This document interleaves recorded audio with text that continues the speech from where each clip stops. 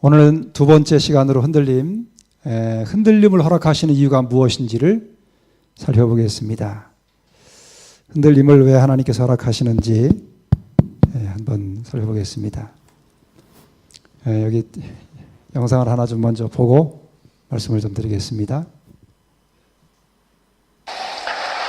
최근 개신교 목사들에 대한 좀 실형 들리네요, 선고가 잇따르고 있습니다. 사기 미수, 배임, 성추행 등 혐의도 다양합니다. 이들 중에는 한국 개신교계를 대표하는 대형교회 목사들도 포함되어 있습니다. 어떤 목사가 어떤 사건으로 문제를 일으키고 있는지 조아라 PD가 보도합니다. 한국의 대표적인 대형교회 목사가 최근 사기미수 유죄 판결과 함께 법정 구속됐습니다. 2003년에도 교회 돈을 불륜사건 합의금과 언론사 보도 무마용으로 사용했다는 혐의를 받고 구속됐던 금란교회 김홍도 목사입니다. 단일교회로는 신도수가 세계에서 가장 많다는 여의도 순복음교회도 잡음이 끊이지 않고 있습니다. 교회 설립자인 조용기 목사를 둘러싼 각종 추문이 교회 내분으로 이어졌고, 지난 8월 조용기 목사는 서울고등법원에서 배임죄로 실형을 선고받았습니다. 개신교계의 고질 병폐로 꼽히는 세습도 여전합니다. 명성교회 김사만 목사는 명성교회 인근에 또 하나의 대형교회를 지어 아들에게 변칙 세습했다는 의혹을 받고 있고, 김홍도 목사의 동생인 임마누엘 교회 김국도 목사 역시 이른바 바지 목사를 앉혔다가 해임한 뒤 아들에게 변칙 세습했다는 지적이 나옵니다. 성추문도 끊이지 않습니다. 여신도 성추행 의혹으로 담임 목사 자리를 사임했던 전 3.1교회 목사 전병욱 씨는 2년 만인 2012년 홍대 새교회라는 새로운 교회를 설립했지만 이후 그를 징계해야 한다는 목소리가 커지고 있습니다. 전병욱 목사 성범죄 기독교 공동대책위가 조직됐고, 최근에는 그의 성추행 논란을 다룬 책이 출간되기도 했습니다. 결국 전 목사가 소속된 대한예수구 장로회 합동 측은 전 목사에 대한 면직 청원을 정식 안건으로 채택했습니다.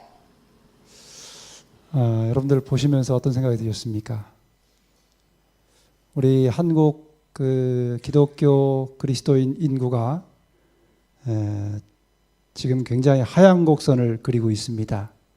반대로 로마 카톨릭은 성장세에 있습니다. 여러분이 한번 밖에 나가셔서 지나가는 사람을 붙잡고 교회를 좀 다니시라고 권해 보십시오. 어떤 반응이 나오는지. 열의 한 절반 이상, 절반이 뭡니까? 한 7, 80%는 교회에 대한 굉장한 불신을 가지고 있는 것이 우리의 현실입니다. 그렇다면 여러분, 여기서 우리가 한번 생각해 볼 일이 있습니다. 그것이 뭐냐면, 왜 많은 사람들이 교회에 대해서 부정적인 생각을 하게 됐을까요? 지금 나오는 것처럼 이런 현상들 때문만일까요? 그 원인을 우리가 굳이 여기서 밝힐 필요는 없지만 우리가 여기서 생각해 볼 문제가 있습니다. 여러분, 현대 기독교의 이런 타락상을 보면서 이것이 재림교회는 어떤 영향을 미치고 있다고 생각이 드십니까?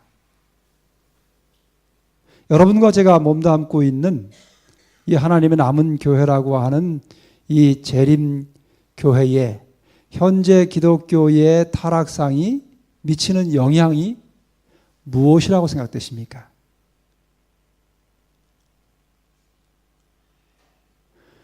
여러분, 적어도 이와 같은 일들이 재림교회의 직접적인 원인으로 말미암는 것은 아닐지라도 간접적으로 대단한 영향을 끼치고 있는 것이 현실입니다. 그래서 많은 사람들이 이전과는 다른 생각을 하며 교회를 바라보고 그리스도인들을 바라본다고 하는 사실을 우리가 생각해 보아야만 됩니다. 오늘 저녁에 우리는 흔들림이라고 하는 주제를 가지고 공부를 하고 있습니다. 그렇다면 여기서 지나간 시간에 했던 내용을 좀 한 번 더 짚고 넘어갈 필요가 있습니다. 여러분은 교회에 대해서 어떤 생각을 가지고 계십니까? 제가 한번 질문해 보겠습니다. 하나님의 교회는 완전합니까? 아니면 불완전합니까? 좀 질문이 어려운가요? 그러면 교회 지도자들은 완전합니까? 불완전합니까? 그거에 대해서는 답이 좀 쉽게 내려지지요? 자, 그렇다면 세상에 존재하는 하나님의 남은 교회는 완전합니까? 불완전합니까?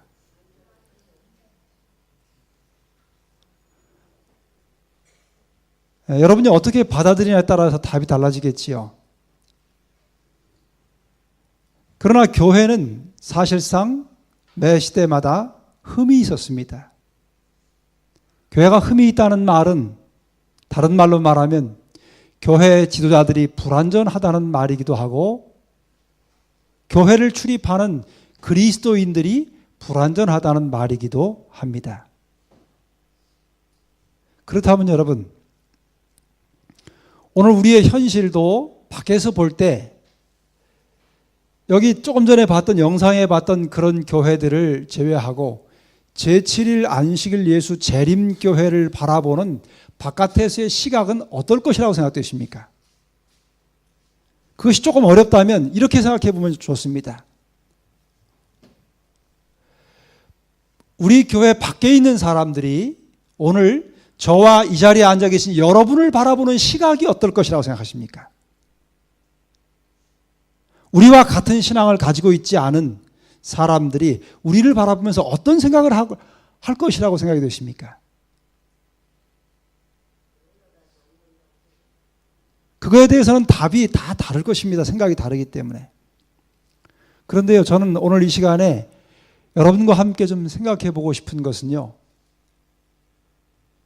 하나님의 남은 교회도 완전하지 않습니다. 동의하십니까, 여러분들? 많은 분들이 고개를 끄덕이십니다. 제가 드리는 말씀이 교리적으로 불완전하다는 의미가 아닙니다. 하나님의 남은 교회를 출입하는 하나님의 남은 백성들이라고 하는 우리 모두가 완전하지 못하다고 하는 의미입니다. 다시 말하면 흠이 있습니다. 그런데 그 흠이 있는 것을 몇몇 소수의 사람들은 대단히 부각시키는 일들을 종종 한다고 하는 것입니다. 그건 시대마다 그와 같은 일들이 있었어요.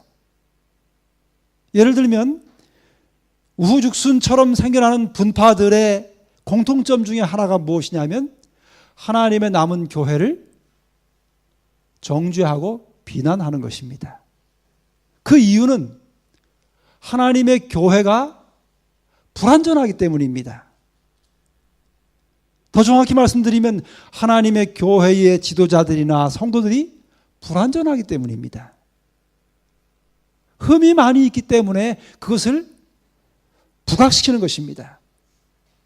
그래서 지나간 역사에 존재했던 모든 분파들의 공통적인 현상 가운데 하나는 특별히 남은 교회에서 떨어져 나간 분파들의 공통점은 하나님의 남은 교회를 끊임없이 비난하고 정죄하고 그 허물을 매우 예민한 그와 같은 문제로 부각시키는 일을 공통적으로 했다고 하는 사실입니다. 그들이 그렇게 하나님의 남은 교회를 공격하는 일에 있어서 우리가 때로는 그들의 주장이 틀리다고 말할 수 없는 일들도 여럿이 있다고 하는 것입니다. 그럼에도 불구하고 참된 하나님의 남은 백성들은 교회에 대해서 어떤 태도를 취해야 되느냐 하는 것입니다. 여러분, 이 문제는 흔들림과 매우 중요한 연관을 가지고 있습니다. 자, 여기 지난 시간에 공부했던 내용을 몇 카트만 좀 더 복습을 하고 오늘 좀 들어가 보겠습니다. 계시록 1장에 보면은 사도 요한이 반모섬에서 계시를 보면서 그 계시 가운데 본 내용을 기록하면서 여기 1장 19절과 20절에 이렇게 기록합니다. 내 본 것은 내 오른손의 7 별의 비밀과 7 금 촛대라. 일곱 별은 일곱 교회의 사자요, 일곱 촛대는 일곱 교회다. 그렇게 말합니다. 요한이 반모섬에서 본 그 계시는 각 시대마다 하나님께서 가지고 계신 그 시대의 하나님의 교회를 하나님께서 얼마만큼 아끼시고 돌보시는지를 가장 잘 보여주는 그와 같은 내용입니다. 여기 그래서 사도행적에는 교회를 하나님께서 사람을 구원하기 위해 세우신 하나님의 기관이다. 그렇게 기록하고 있습니다. 여러분, 교회의 주인이 누구지요? 교회의 주인이 목회자입니까? 교회의 주인이 장로님들이십니까? 교회 주인이 집사님들이십니까? 교회 주인이 여러분이십니까?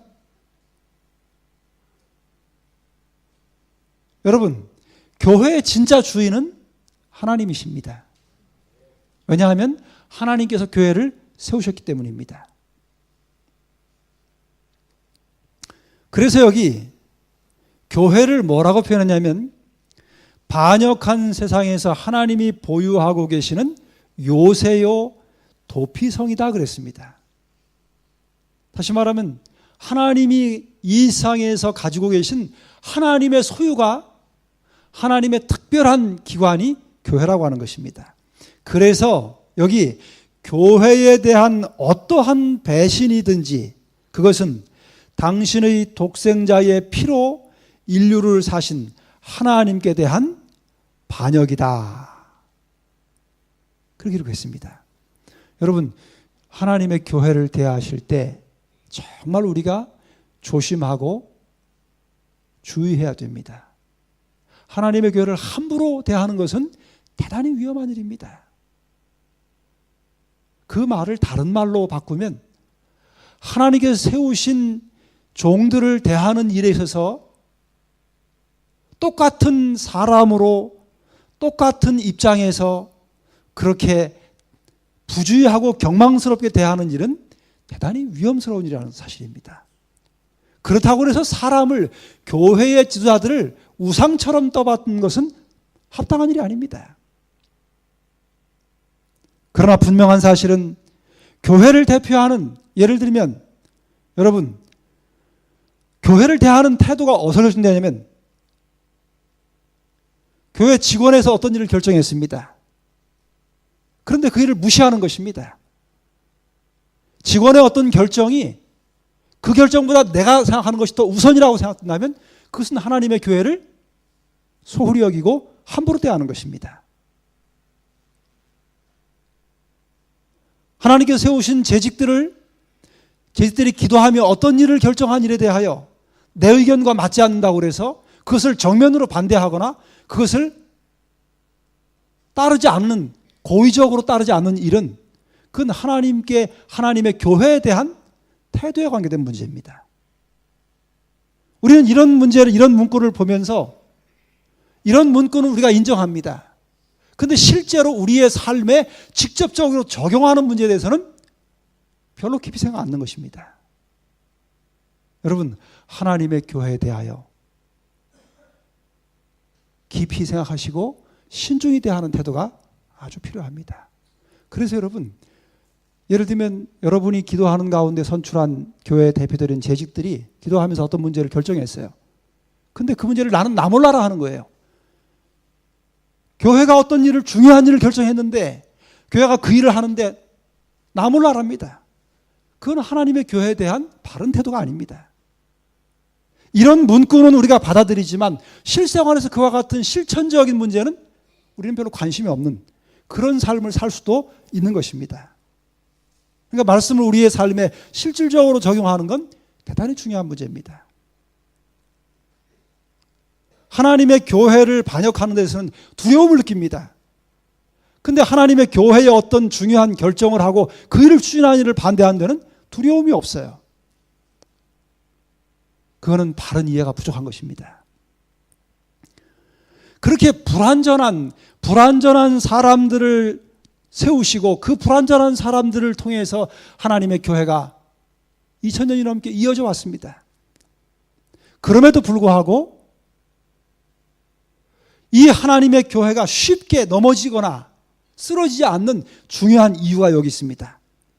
지상에 있는, 같이 읽어보겠습니다. 시작. 지상에 있는 그리스도의 교회는 불완전할 것이다. 그러나 하나님께서는 그것이 불완전하다고 하여 그분의 교회를 멸망시키지 않으신다. 여러분, 혹시 여러분이 하나님께서 세우신 교회에서 일어나는 합당치 못한 일들을 보거나 경험하게 되면 우리가 취할 태도는 한 몇 가지로 나눠질 수 있습니다. 첫째는 교회나 하나님의 백성들을 비난한 입장을 취할 수 있습니다. 손가락질하고 정죄할 수 있습니다. 그런 입장이 하나 처할 수 있고, 그 다음에는 눈을 감아버리는 것입니다.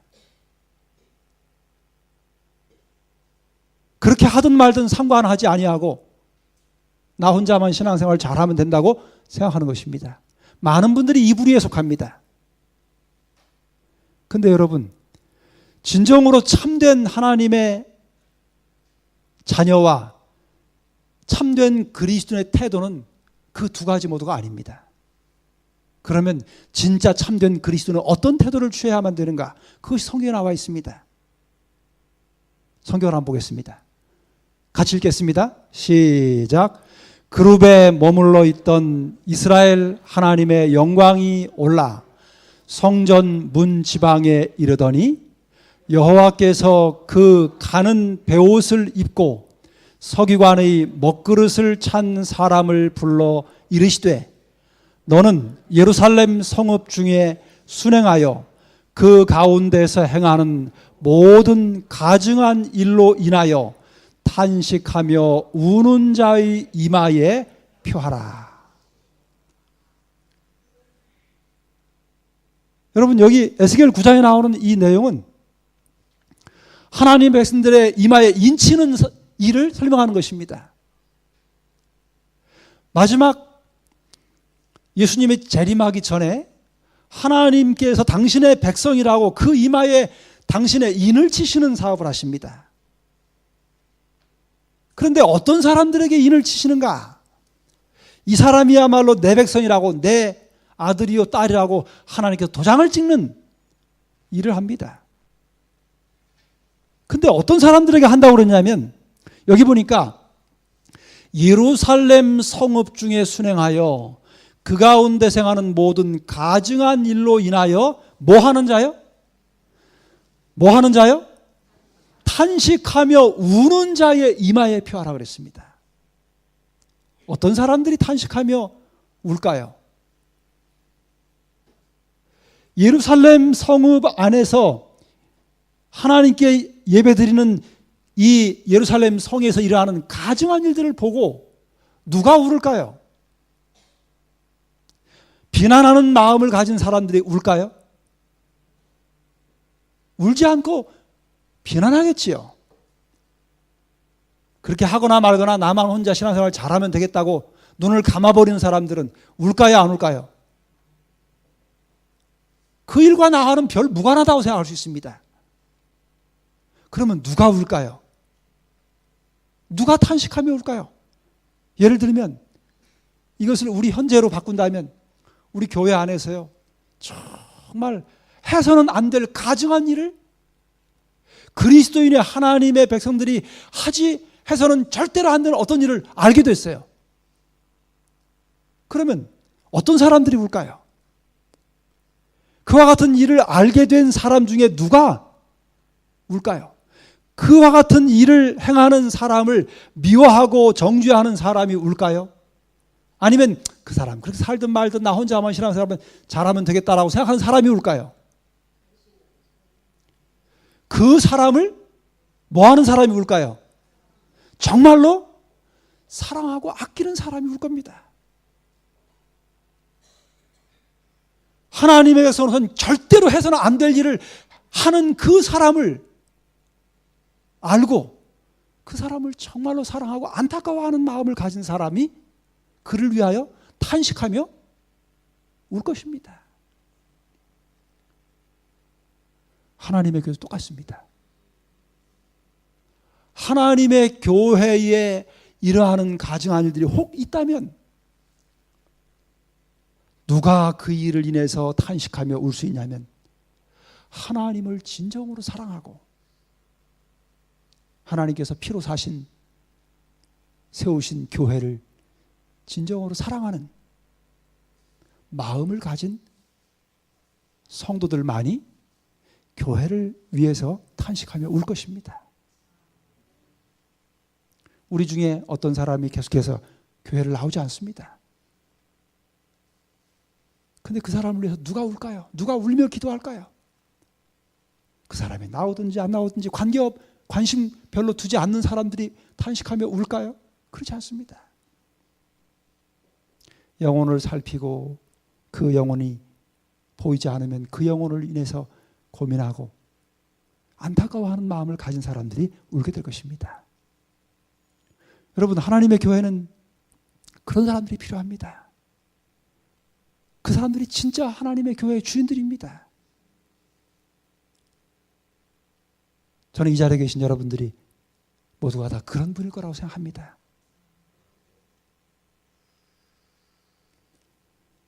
자, 여기서 이제 오늘 좀 내용으로 좀 들어가 보겠습니다.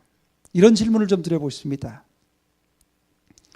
하나님께서 택한 백성들도 타락할 수 있는가? 여러분, 이 자리에 여러분 앉아 계신데 하나님께서 자신을 택하셨다고 확신하시는 분 한번 아멘 해보십시오. 소리가 별로 크지 않은데요? 하나님께서 여러분 자신을 정말로 택했다고, 나를 부르셔서 내가 하나님의 은혜로 이 자리에 와 있다고 그렇게 확신하시는 분 한번 크게 한번 아멘 해보십시오. 저도 확신합니다. 저는요, 가끔 이런 생각합니다. 어떻게 하나님께서 나 같은 사람을 부르셨을까?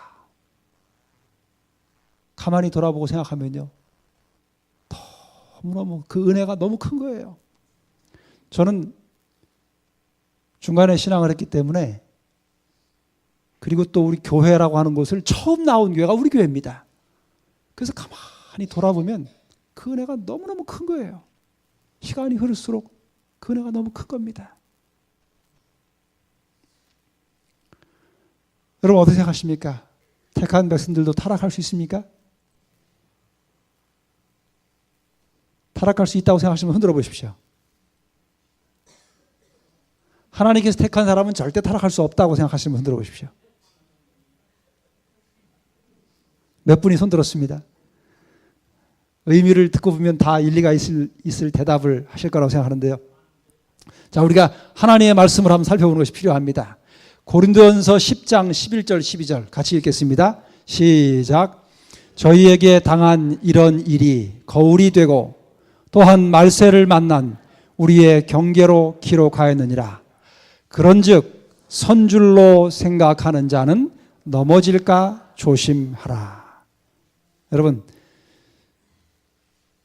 택한 백성들도 넘어질 수 있다고 하는 말입니까? 넘어지지 않는다는 말입니까? 넘어질 수 있다는 말이죠. 또 하나 보겠습니다. 같이 읽습니다. 시작.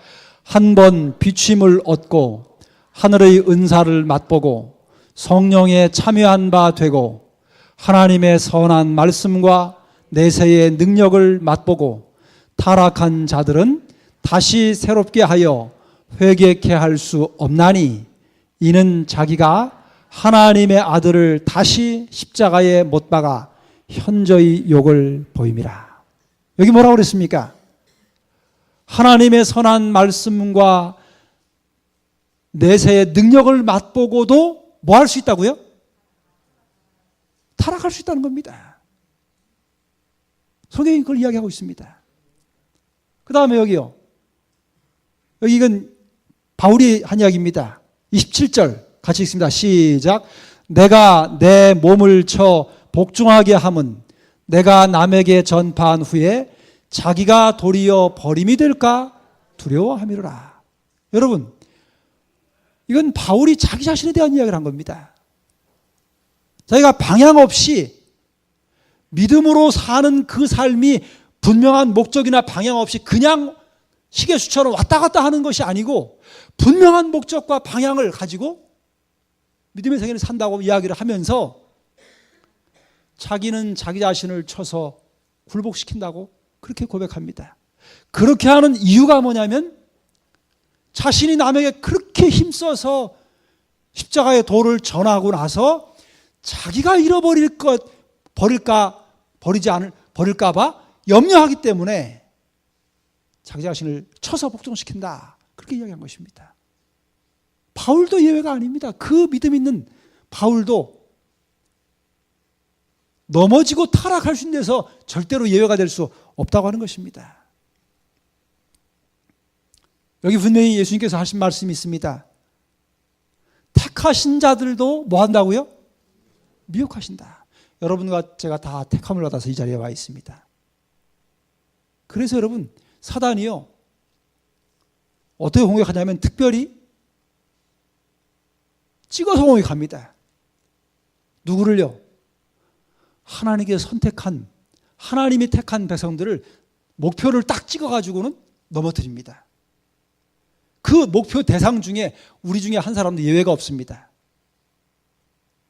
사단은 할 수만 있으면 어떻게 하든지 우리를 넘어뜨리려고 끊임없이 살피고 있습니다. 자, 여기 이 흔들림에 대한 기사 가운데 이런 기사가 있습니다. 이 무리의 수요는 감소되었다. 어떤 사람들은 흔들려 떨어져 길 곁에 버려졌다. 그러나 그들의 수요는 진리를 붙들고 그 대열에 가담하는 자들에 의하여 즉시 채워졌다 그랬습니다. 이게 흔들려 떨어져 나가는 그 계시를 본 다음에 그 내용을 기록한 것입니다. 그렇다면 흔들림은 말입니다, 우리 이 자리에 앉아있는 우리 모두에게 해당되는 문제입니다. 우리가 오늘 믿음 안에 있다고 해서 우리와는 관계없는 문제가 절대 아닙니다. 어떤 분들은 내가 40년, 50년 이 믿음을 지켜왔다고 생각하면서 더 이상 나하고는 관계없는 문제라고 혹시 생각하실는지 몰라요. 그러나 그렇지 않습니다. 여러분, 하나님께서 왜 하나님의 남은 백성들에게 흔들림을 허락하시는가? 그 이유가 있습니다. 그 몇 가지 이유들을 한번 살펴보려고 합니다. 여기 할머니 한번 보겠습니다.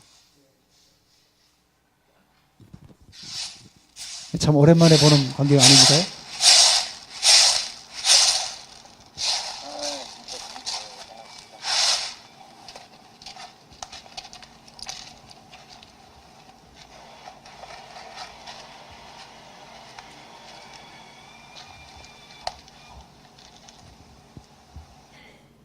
이게 뭐 하는 거지요? 예, 키질이지요, 키질. 우리 연세 많은 집사님들 옛날 키질 많이 하셨겠지요? 예, 지금은 많이 하지 않지요. 지금은 다 돌굴러서 나오고 뭐 저렇게 할 이유가 별로 없지요. 그래도 시골에 가면 여전히 저 키질 하시는 어르신들을 가끔은 볼 수 있습니다. 자, 흔들림은 다른 말로 말하면 키질입니다. 근데 여러분, 저 키질을 왜 하지요? 저 우리 할머님이 왜 저기 콩 같은데 말입니다. 왜 합니까? 네, 저 키질하는 건 쭉정이를 밖으로 골라내는 겁니다. 돌도 골라내고 뭡니까 이 저기 지푸라기 같은 것도 골라내고 이런 것들을 밖으로 골라내는 거지요. 성경에 나오는 이 흔들림도 목적이 동일합니다. 이 키질입니다. 그 키질을 허락하시는 몇 가지 이유가 있습니다. 첫째는 교정은 4권 51쪽에 보면은 다음과 같이 기록합니다. 하나님께서는 지금 당신의 백성들을 키질하시며 그들의 목적과 동기들을 시험하신다. 많은 사람들이 그 속에 아무런 가치도 없는 쭉정이와 같을 것이다. 조금은 경각심을 일으키는 말씀이지요. 여러분, 흔들림이 주어지는 목적 중에 하나는 하나님께서 우리를 시험하시는 겁니다. 우리의 목적과 동기가 무엇인지를 확인하도록 해주시는 겁니다. 우리 자신을 돌아보게 해주는 것입니다. 여러분은 어떤 목적을 가지고 어떤 동기로 이 안식일에 오십니까? 교회 오실 때 무슨 생각을 가지고 오십니까? 말씀 들으러 오시고요.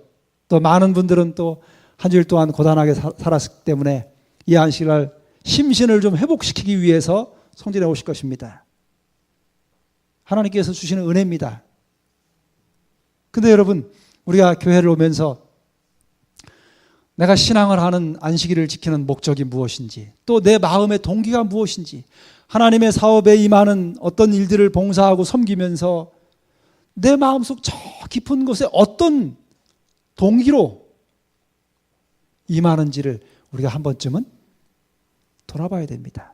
그것들을 위해서 때때로 시련을 허락하신다고 하는 것입니다.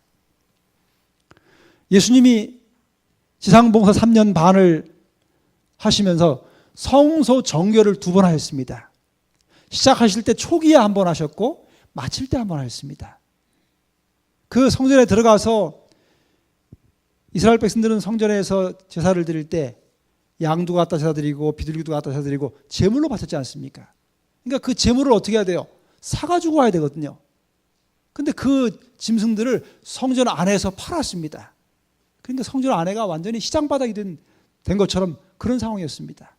그래서 예수님이 상을 뒤집어 엎으시고 그 물건 파는 사람들, 그 짐승들 이런 것들을 다 내쫓고 막 이렇게 하신 일이 성전 정결에 관한 내용입니다. 그것이 필요하긴 했지만 그것이 하나님께 제사 드리는 예물을 드리는 그 근본 동기와 목적을 잃어버린 채 돈을 버는 수단으로 전락해버렸어요. 그래서 예수님이 그걸 보시고서 상을 뒤엎으신 것입니다. 여러분, 우리도 신앙생활을 그렇게 할 수 있습니다. 우리가 교회를 처음 나올 때 정말 순수한 동기와 순수한 마음을 가지고 믿음으로 나왔습니다. 근데 시간이 흐르면서 무뎌지고 그러다 보니까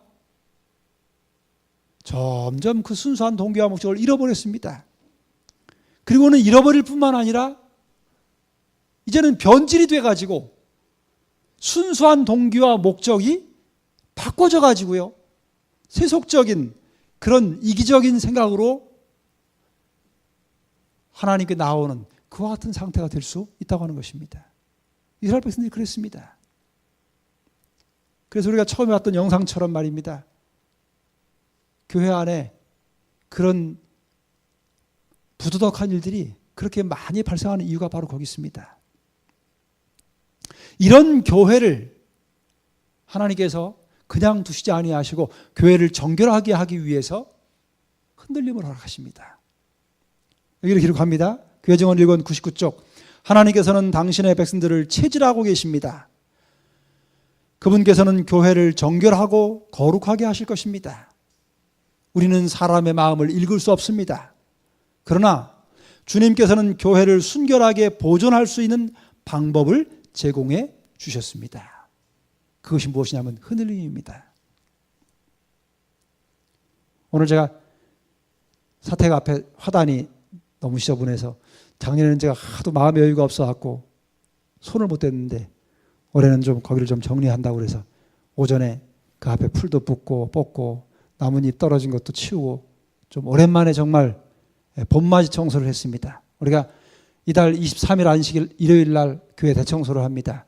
우리가 직원에서 결의했는데 23일 날 대청소할 때 우리 사택 쪽은 좀 손이 안 가도록 제가 미리 좀 하려고 오늘 좀 했습니다. 그거 하고 나서 다 이제 거푸집 이런 것들을 다 걷어다가 한쪽에 태우려고 사택 안쪽 마당에 갖다가 싸놨습니다. 그걸 하면서 마당에 보니까 지저분한 풀이 많아서 그 보도블록들을 다 이제 뽑았습니다. 그러고 나서 싹 치고 나니까 보니까 얼마나 기분이 좋은지 말이에요. 들어가면서 보고 나가면서 보고 너무너무 좋은 거예요, 기분이. 깨끗하게 해놓으니까 잡초가 싹 없어졌으니까요. 하나님께서도 그러실 겁니다.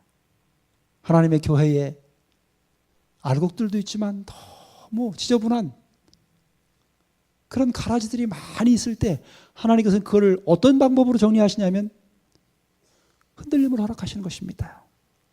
그래서 교회를 순결하게 하는 것입니다. 초기 교회가 예수님 승천하시고 나서 아주 순결한 교회였습니다. 그런데 그 순결한 교회에 핍박이 이르러왔을 때 그 순결도는 아주 올라갔습니다. 정말로 순결한 교회가 됐습니다. 그런데 그 핍박을 하면 할수록 더 교회가 정결하게 되니까 사단이 방법을 바꿨습니다. 313년 로마의 콘스탄틴 황제를 통해서 로마의 국교를 기독교로 바꿉니다. 그리고 자신도 기독교로 개종을 합니다. 그리고는 기독교인들에게 신앙의 자유를 주면서 대신에 예배일을 일요일 날 지키라고 그렇게 하면서 세금 혜택도 주고 직장도 주고 신앙의 자유도 주면서 혜택을 주기 시작합니다. 그러자 그 핍박과 시련이 있을 때에는 소수였던 교회에 수많은 사람들이 밀려 들어왔습니다. 그러면서 교회는 양적으로 대단한 성장이 있는 것처럼 보였습니다. 그런데 수가 늘어날수록 교회의 순결함은 점점 떨어지기 시작했습니다. 인간적으로 볼 때 수는 많이 늘어난 것처럼 보였지만 그 숫자에 비해서 교회의 정결함은 점점 오류로 점점 순결을 잃어버리고 마침내 교회가 순결하지 못한 오류 가운데 처하게 됐습니다. 그래서 하나님께서 말입니다. 지금도 하나님의 교회를 순결하게 하는데 이 방법을 사용하시는 것입니다. 여기 이런 말씀이 있습니다. 복음사에 보면 이런 말씀이 있습니다. 하나님께서는 당신의 백성을 깨우치실 것이다. 만일 다른 방법으로 되지 않을 때에는 저들 가운데 이단이 들어오게 하여 그것으로 저들을 채로 쳐서 알곡과 쭉정이로 갈라놓을 것이다. 하나님께서는 주의 말씀을 신봉하는 모든 자들이 잠에서 깨어나기를 요청하신다. 여러분, 교회의 말입니다. 어려운 문제가 발생하면 그 문제를 일으킨 소수의 사람들을 원망하고 비난하는 마음들이 대부분 그런 마음을 갖게 됩니다. 근데 여러분, 그와 같은 일에 말입니다. 하나님께서 가지신 섭리가 있습니다. 하나님께서 여러 다른 방법들로 하나님의 백성들을 깨우치고 그들을 일깨우시려고 노력하다 그래도 깨어나지 않으면 여기 있는 말씀처럼 오류가 들어오게 합니다. 이상한 주장이 일어나게 합니다. 그래서 어떻게 하냐면 알곡과 쭉정이를 흔들어서 가려내고 더 충실한 알곡으로 설 수 있도록 그렇게 만드신 겁니다. 여러분, 하나님의 교회는 끊임없는 사단의 공격을 받아왔습니다. 그리고 수많은 이설들과 오류들이 일어났다 사라지고 일어났다 사라졌습니다. 그런데 여러분, 그와 같은 과정 속에 하나님의 섭리가 있다고 하는 사실을 우리가 기억할 필요가 있습니다. 교회적으로도 마찬가지입니다. 개교에도 어려운 시련이 발생하는 것은요, 한편으로는 고통스러운 일이지만 다른 편으로는 하나님의 특별한 섭리가 있다고 하는 것입니다. 개인도 마찬가지입니다.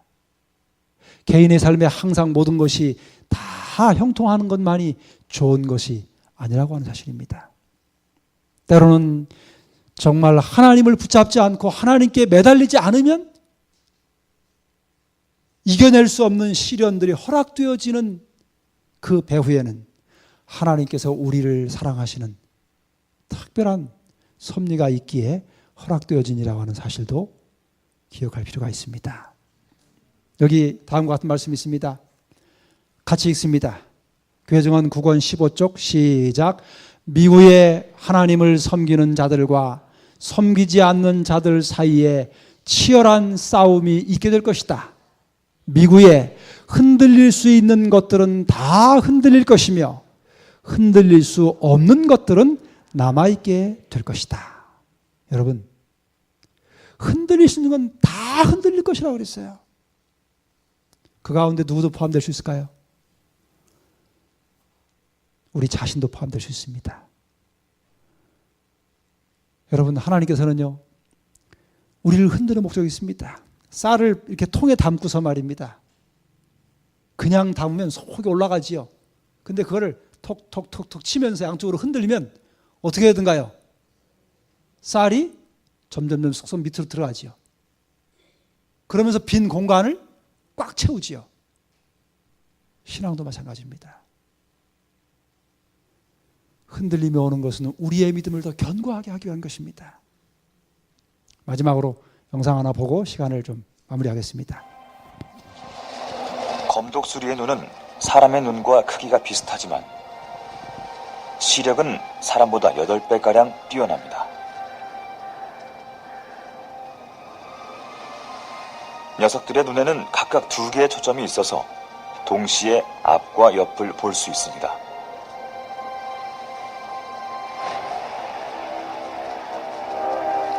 사람들이 인식하는 색은 3가지 뿐이지만 검독수리는 5가지의 색을 인식합니다. 거기에 뛰어난 후각까지 갖추고 있어 검독수리는 그야말로 세상에서 가장 막강한 하늘의 사냥꾼입니다. 한 2m에 달하는 날개 덕분에 손쉽게 날아오를 수 있죠. 검독수리는 공중에서 1km가 넘는 거리에 있는 먹잇감도 포착할 수 있습니다. 이 고산토끼는 포식자의 시선을 눈치채지 못했습니다.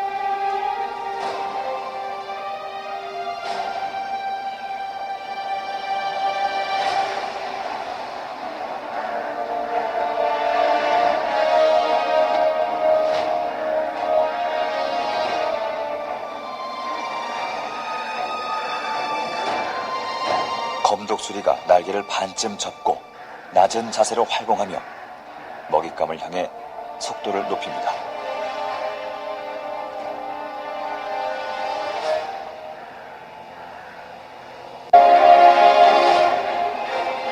최고 속도가 시속 70km에 달하는 고산토끼는 육지의 수많은 포식자를 손쉽게 따돌리고 도망칠 수 있습니다.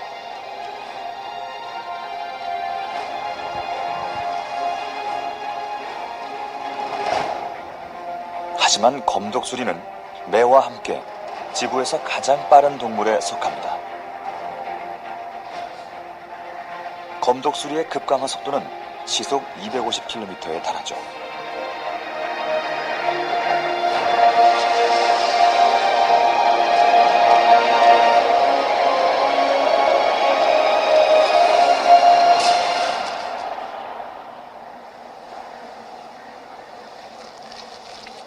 고산토끼가 도망가는 것은 불가능했습니다. 날카로운 발톱이 고산토끼의 숨통을 곧장 끊어놓았습니다. 여러분, 새 중에 하늘의 왕이 독수리지요? 근데 여러분, 이 독수리가 새끼를 어떻게 훈련시키냐면요, 그 새끼를 아주 높은 이 벼랑 끝에다가 집을 짓고요, 거기다가 새끼를 낳습니다. 그리고 새끼가 웬만큼 자라면 그 집을 지을 때 가시 같은 걸로 이 틀을 짭니다. 그리고 거기다 부드러운 이 이파리를 놓고서 거기다가 새끼를 낳습니다. 그리고 새끼가 좀 자라면 이 큰 날개로 이렇게 펄럭펄럭 하면 그 부드러운 털이나 이런 것들이 그 집에서 다 날아갑니다. 그러면 가시만 남지요. 그러면 가시만 남으니까 찔리니까 이 새끼들이 거기 있을 수가 없어요. 그 다음에는 어떻게 하냐면 탁 물어가지고요, 그 높은 데서 탁 던집니다. 그럼 날개에 힘이 없는 이 새끼는 날지 못하고 푸드푸드하면서 떨어지지요. 그러면 그냥 여지없이 떨어지는 그 새끼 밑으로 쭉 하강을 해가지고 날개를 펴서 탁 받칩니다. 그리고는 또 공중으로 쭉 올라가서는 또 냈다 던져버립니다. 그러면 여지없이 막 떨어지는 거죠. 그러면서 떨어지다가 어떻게 날개를 어떻게든지 날아보려고 애를 쓰면서 이제 근육이 발달하기 시작합니다. 그러다가 이제 날개 근육이 발달하면 스스로 날게 됩니다. 독수리가 자기 새끼를 훈련시키는 것입니다.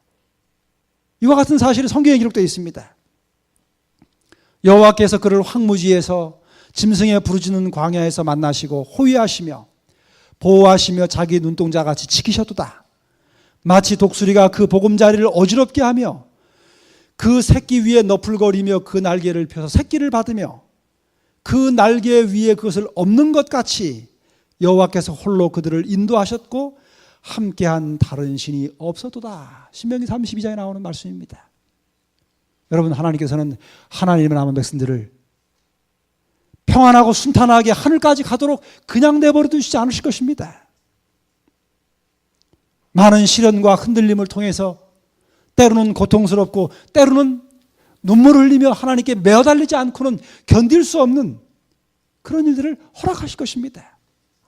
그러나 분명한 한 가지 사실은 하나님께서 하나님 남은 교회를 흔들림에 버려두시는 허락하시는 이유는 하나님이 당신의 교회를 사랑하시고 당신의 백성들을 구원하시기 위한 하나님의 사랑 때문이라고 하는 사실을 기억하시기를 바랍니다.